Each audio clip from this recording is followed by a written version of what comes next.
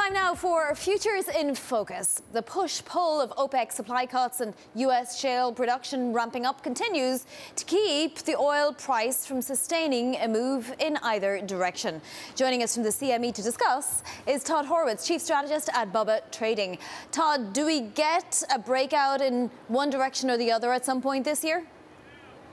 Good morning, Vonnie. You know, I think you probably will. I think you probably will see a breakout in both directions. I think the first breakout will come to the downside, though. I think that you're going to see that we're trying to continue to make our way down. As we saw, first the low was 47, then we made it down to under 44, and now I think we're going to make one more push to 40, but we could see a little bit of a rally here, probably back up to 48 to 50. You know, we're seeing that there's not a lot of reaction to either OPEC or to any trouble that happens in the Mideast, because we have over a 200-year supply right here without affecting anybody in the green environment world. Yes, and rig count is now back above 700 for the first time in a long, long time.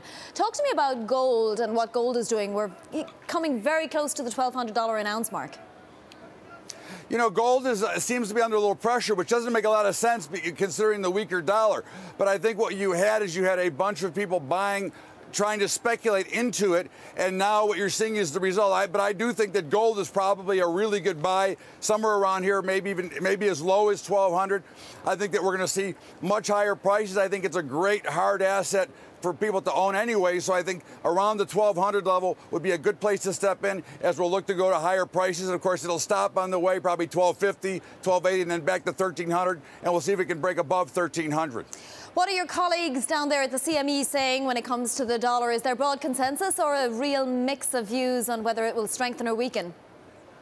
I think that the consensus is more that the dollar is going to weaken. I think with what we're seeing, even though a lot of it doesn't make sense, one of the bigger problems was the over ramping up of the dollar into the initial Fed, you know, about 6 weeks ago when they did raise rates.